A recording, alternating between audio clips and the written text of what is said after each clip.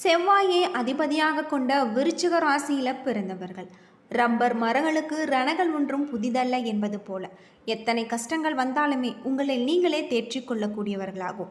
எதையுமே விடாபடியாக பிடித்து கொண்டிருக்கக்கூடியவர்களாகும். பதுங்கி பெண் பாயும் புலியை போன்றவர்கள் தான் நீங்க. இந்த விருச்சிக ராசியில பிறந்தவர்களுக்கு முருகப்பெருமானால் கிடைக்கக்கூடிய நன்மைகள் என்ன? முருகப்பெருமான் உங்களுடைய வாழ்க்கையில ஏற்படுத்தக்கூடிய பல மாற்றங்களை பற்றி முழுமையாக தெரிஞ்சுக்கலாம். பூமிக்காரனாக செவ்வாய் உங்களுடைய ராசி அதிபதியாக வருவதால் சிறிய அளவிலாது உங்களுடைய பெயரில் சொத்து எப்பொழுதுமே இருக்கும். சிலருக்கு இரும்புச்சத்து குறைபாடு உங்களுடைய ராசிக்கு ரணருண்ண சத்ருஸ்தானமான 6ஆம் இடத்துக்கு அதிபதியாக செவ்வாய் வருவதால் பலருக்கு இரத்த அழுத்தம், முடி உதிர்தல் போன்ற பிரச்சனைகள் ஏற்படும். உங்களை பொறுத்தவரை உங்களுடைய பேச்சே உங்களுக்கு எதிரி அப்படின்னே சொல்லலாம். 2ஆம் இடமான தன வாக்கு குடும்பஸ்தானத்துக்கு அதிபதி குரு. வாழ்க்கையின் பிற்பகுதியில் பணவரவு, சேமிப்பு போன்றவை உண்டு. உங்களுடைய வாழ்க்கை துணையை பற்றி சொல்லக்கூடிய 7ஆம் இடத்துக்கு அதிபதி சுக்கிரன் என்பதால் உங்களுடைய வாழ்க்கை துணைவர் ஏதேனும் ஒரு வகையில் பிரபலமானவராக இருப்பாங்க. அது மட்டும் இல்லாமல் கலைகளை மிகவும் ஆர்வத்துடன் இருக்கக்கூடியவர்கள் உங்களிடம் மிகுந்த அன்போடு இருப்பதுடன் ஒரு நல்ல நண்பர் போல பழகுவாங்க. ஸ்தைனஸ்தானம் எனும் 12ஆம் இடத்துக்கு சுக்கிரனே அதிபதி என்பதால் 4 நாட்கள் வேலை செய்தாலும் 2 நாட்கள் நல்ல முறையில் இருக்க விரும்பக்கூடியவர்கள்.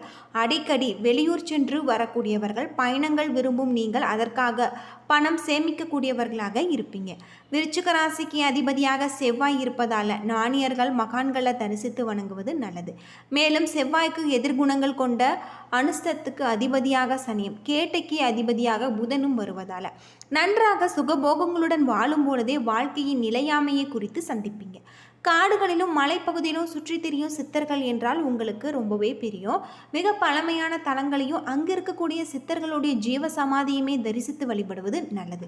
அப்படி ஜீவ சமாதி அமைந்திருக்கக்கூடிய தலம் நெரூர். இந்த தலத்தில் இருக்கக்கூடிய சிவாலயத்திற்கு பின்புறம் தான் சதாசிவ பிரம்மமூர்த்தி எனும் மகா ஞானியின் ஜீவ சமாதி அமைஞ்சிருக்கு. உங்களுடைய ராசியில் சந்திரன் நீச்சமாவதால் சற்றென்று புத்தி வேலை செய்யாது. திடீரென பிரச்சனைகள் வரும்பொழுது என்ன செய்வது என தெரியாமல் நீங்கள் விழிப்பீங்க. அதே போல் சந்தர்ப்பங்களில் நீங்கள் எதிர்கொள்ளக்கூடிய பிரச்சனைகள் எல்லாமே இந்த தலத்தை தரிசித்த மாத்திரத்தில் உங்களுக்கு ரொம்பவும் நல்லதாக கிடைக்கும். அது மட்டும் இல்லாமல் இந்த தலம் கரூரில் இருந்து 10 கிலோமீட்டர் தொலைவில் தான் இருக்குது. விருச்சிக ராசிக்காரர்கள் இந்த தலத்துக்கு சென்று வழிபட்டு வாருங்க. உங்களுடைய வாழ்க்கையில் நீங்கள் எதிர்பார்க்க முடியாத அளவுக்கு பல நல்ல அதிர்ஷ்ட வாய்ப்புகள் உங்களுக்கு ஏற்படலாம். பொதுவாக முருகப்பெருமான் கொடுக்கக்கூடிய உங்களுக்கு நல்ல ஒரு பலன்கள் அப்படின்னு பார்த்தா யோகமான நல்ல ஒரு மாற்றத்தை தரக்கூடிய வகையில் அமைஞ்சிருக்கு. இந்த காலகட்டத்தில் சில இடங்களில் வேலை உங்களுக்கு போராட்டமாக இருக்கும், சில இடங்களில் சவால் நிறைந்ததாக இருக்கும். உத்தியோக ரீதியாக வேலை உயர்வு வரலாம், ஆனால் எதிர்பார்த்த ஒரு காரியம் உங்களுக்கு தாமதமாக நடக்கும். வியாபாரத்தில் விற்பனையும் லாபமும் அதிகரித்து உங்களுடைய கையிருப்பு அதிகரிக்கக்கூடிய வகையில் சொல்லப்பட்டிருக்கு. புதிய முயற்சிகளில் நீங்கள் தைரியமாக ஈடுபடலாம். சந்திரனுடைய இடப்பெயர்ச்சி நல்ல ஒரு மாற்றம். குடும்பத்தில் இருந்து வந்த சிக்கல்கள் நீங்கி நிம்மதி அதிகரிக்கக்கூடிய ஒரு காலகட்டம். பிள்ளைகளால் மகிழ்ச்சி உண்டாகக்கூடிய வகையில் சொல்லப்பட்டிருக்கு. அலுவலகத்தில் வேலை அழுத்தம் அதிகரிக்கக்கூடியதாகவும் பதவி உயர்வு, சம்பள உயர்வு கிடைக்கக்கூடிய வாய்ப்பு இருக்குது. வியாபாரத்தில் எதிர்பார்த்த ஒரு வருமானமும் லாபமும் உங்களுக்கு ஏற்படக்கூடிய வகையில் சொல்லப்பட்டிருக்கு. தொழிலை நம்பிக்கையோடு நீங்கள் மேம்படுத்த வேண்டும். குடும்பத்தில் இருந்த சங்கடங்கள் விலகக்கூடியதாகவும் பிள்ளைகளால் மகிழ்ச்சியும் நிம்மதியும் உண்டாகக்கூடியதாகும். பெரியோர்களுடைய ஆதரவு உங்களுக்கு இந்த காலகட்டத்தில் கிடைச்சிருக்கு. குடும்பத்திற்காக பணவரவு அதிகரிக்க பாடுபட்டு நீங்கள் உழைக்க வேண்டும். கலைத்துறையில் புதிய வாய்ப்புகள் கிடைத்து புகழும் செல்வாக்கும் அடையக்கூடிய வகையில் சொல்லப்பட்டிருக்கு. புதிய முதலீடுகளில் நீங்கள் நிதானமாக இருங்கலாம். இந்த காலகட்டத்தை பொறுத்தவரை உங்களுக்கு அற்புதமான கிரக மாற்றங்கள் ஏற்படுவதால் உங்களுடைய தொழிலையும் நல்ல ஒரு லாபத்தை கொண்டு வரக்கூடிய வகையில் நீங்கள் செயல்படுத்துவீங்க. விருச்சிக ராசியில் பிறந்தவர்களுக்கு முருகப்பெருமானின் அருள் கட்டாயம் இருக்கும். அது மட்டும் இல்லாமல் இந்த காலகட்டத்தில் முருகனுடைய அருளால் உங்களுடைய பொருளாதார நிலை திருப்திகரமாக இருக்குது. எதிர்பார்த்த செலவுகள் ஏற்படலாம். பிள்ளைகளுடைய வகையில் தேவையற்ற செலவுகள் ஏற்பட்டு உங்களுடைய மனதை சஞ்சலப்படுத்தும். சிலருக்கு சிறிய அளவில் உடல் ஆரோக்கியம் பாதித்தாலும் உடனே சரியாகிவிடும். கணவன் மனைவிக்கு இடையே கருத்து வேறுபாடுகள் ஏற்படக்கூடும் என்பதால் ஒருவரை ஒருவர் விட்டு கொடுத்து செல்வது நல்லது. தந்தையின் மூலம் பணவரவுக்கு வாய்ப்பு உண்டு. இந்த காலகட்டத்தில் உங்களுக்கு அலுவலகத்தில் பதவி உயர்வு, ஊதிய உயர்வு கிடைப்பதற்கான வாய்ப்பு உள்ளது.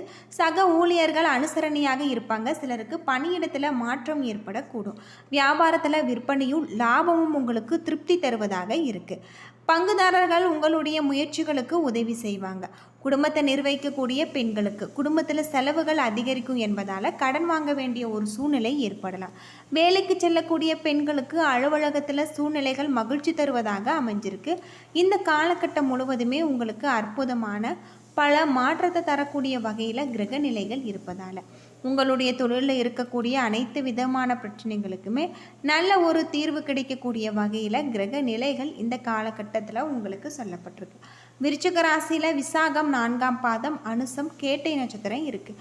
கிரகநிலை அப்படின்னு பார்த்தா உங்களுக்கு சுகஸ்தானத்தில் ராகு, பஞ்சமஸ்தானத்தில் சனி, ருணர் ரேகஸ்தானத்தில் செவ்வாய், சப்தஸ்தானத்தில் சூரியன், அஷ்டமஸ்தானத்தில் புதன், சுக்கிரன், பாக்கியஸ்தானத்தில் குரு, தொழில் ஸ்தானத்தில் கேது என கிரக நிலைகள் இருப்பதால் இந்த காலகட்டம் முழுவதுமே உங்களுடைய தொழிலில் இருக்கக்கூடிய அனைத்து விதமான பிரச்சனைகளுக்கும் தீர்வு கிடைக்கக்கூடிய வகையில் சொல்லப்பட்டிருக்கு.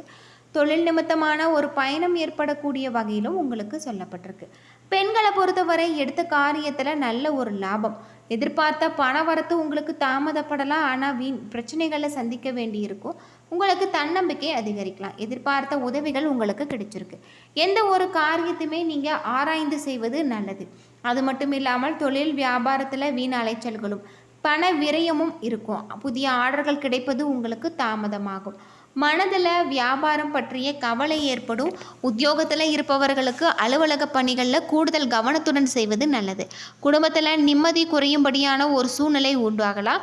கணவன் மனைவிக்கிடையே வீண் வாக்குவாதங்கள் ஏற்படலாம். பிள்ளைகளுடைய நலனில் நீங்கள் அக்கறை காட்ட வேண்டியது நல்லது. உடலில் களைப்பு, சோர்வு ஏற்பட்டு நீங்கக்கூடிய வகையில் சொல்லப்பட்டிருக்கு. பெண்களை பொறுத்தவரை எந்த ஒரு காரியத்திலுமே ஈடுபடும் பொழுது யோசித்து செயல்படுத்துவது நல்லது. கரைத்துளையில் உங்களுடைய பேச்சில் இனிமை, சாதுரியம் இவற்றால் எடுத்த காரியத்தை கைகூட வைக்கக்கூடிய வகையில் சொல்லப்பட்டிருக்கு. அரசியல் துறையில் பூர்வீக சொத்துக்கள் மூலம் வர வேண்டிய பணம் உங்களுக்கு வந்து சேரும். லாபம் அதிகரிக்கக்கூடிய வகையிலும் மாணவர்களுக்கு விளையாட்டில் ஆர்வம் உண்டாக்கக்கூடிய வகையிலும் சொல்லப்பட்டிருக்கு. விசாகம் 4ஆம் பாதம். இந்த காலகட்டத்தில் தொழில் வியாபாரத்தில் ஈடுபட்டு இருப்பவர்கள் தங்களுடைய வியாபாரம் தொடர்பாக பயணம் செல்ல நேரிடலாம். போட்டிகள் விலகக்கூடிய வகையிலும் வாடிக்கையாளர்களுடைய கருத்துக்கு மாற்று கருத்து செல்லாமல் நீங்கள் அனுசரித்து செல்வது நன்மை தரும். எதிர்பார்த்தபடி காரியங்கள் நடந்து முடியும். மனக்குழப்பம் நீங்கும். வராமல் நின்ற பணம் உங்களுக்கு வந்து சேரும். பயணங்கள் சாதகமான ஒரு பலன்களை பெற்றுத்தரும். இந்த காலகட்டத்தில் உத்தியோகத்தில் இருப்பவர்களுக்கு முன்னேற்றம் உண்டாகக்கூடியதாகும். பண வரத்து திருப்தி தருவதாக இருக்குது. பண வரத்து அதிகமாகி உங்களுடைய பொருளாதாரம் ஓங்கக்கூடிய வகையில் முயற்சிகளில் சாதகமான ஒரு பலன்கள் கிடைச்சிருக்கு. சின்ன விஷயங்களில் கூட நீங்கள் கவனமாக இருக்க வேண்டும். குடும்பத்தில் மகிழ்ச்சியான ஒரு நிலை ஏற்படலாம். இந்த காலகட்டத்தை பொறுத்தவரை புண்ணிய காரியங்களில் ஈடுபடக்கூடிய வகையிலும் ஆன்மீக எண்ணங்கள் உங்களுக்கு அதிகரிக்கக்கூடிய வகையிலும் சொல்லப்பட்டிருக்கு. கேட்டை நட்சத்திரத்தில் பிறந்தவர்களுக்கு கலைத்துறையில் எதிர்பார்த்த அளவு வாய்ப்புகள் வந்து குவியும். பொருட்களை நீங்கள் கவனமாக பாதுகாப்பது நல்லது. அரசியல் துறையில் எந்த ஒரு வாக்குறுதியும் கொடுப்பதை நீங்கள் தவிர்ப்பது நல்லது. கோபத்தை குறைப்பது நன்மை தரும். உங்களுடைய வேலைகளை கவனமுடன் செய்வது நல்லது. உத்தியோகத்தில் இருப்பவர்களுக்கு கூடுதலாக உழைக்க வேண்டியிருக்கும். இந்த காலகட்டத்தில் சிலருக்கு புதிய வேலைகள், முயற்சிகள் மேற்கொள்ளக்கூடிய வகையில் அமைஞ்சிருக்கு. அது மட்டும் இல்லாமல் முருக கடவுளை வணங்க எல்லாவற்றிலுமே உங்களுக்கு நன்மை ஏற்படும் அப்படின்னே சொல்லலாம். இந்த காலகட்டம் முழுவதுமே உங்களுக்கு நல்ல ஒரு மேன்மையான ஒரு நிலை ஏற்படக்கூடிய வகையில் கிரக நிலைகள் உங்களுக்கு சொல்லப்பட்டிருக்கு. தொழில் தொடர்பான பயணங்கள் நீங்கள் மேற்கொள்வீங்க. வெற்றிகரமாக அமையக்கூடிய வகையிலும் நீங்கள் புத்திசாலித்தனத்துடன் எளிதாகவும் உங்களுடைய பணிகளை முடித்து நல்ல ஒரு நிதி லாபங்களை ஈட்டுவீங்க. இந்த காலகட்டத்தில் உங்களுடைய பிள்ளைகளிடமிருந்து உங்களுக்கு நல்ல செய்திகள் வந்து சேரலாம். நண்பர்கள் மற்றும் அறிமுகமானவர்களிடமிருந்து நல்ல ஒரு ஆதரவு கிடைச்சிருக்கு. பண வரவு உங்களுக்கு உங்களுடைய பேச்சில் நிதானத்தை நீங்கள் கடைபிடிக்க வேண்டும். இல்லையெனில் நீங்கள் பாதகமான சூழ்நிலைகளை சந்திக்க நேரிடலாம். உங்கள் சகோதரர்களிடமிருந்து உங்களுக்கு நல்ல ஒரு ஆதரவு கிடைச்சிருக்கு. அதிர்ஷ்டம் தரக்கூடிய ஒரு நிறம் அப்படின்னு பார்த்தா வெண்மை. அதிர்ஷ்டம் தரக்கூடிய எண் அப்படின்னு பார்த்தா 16.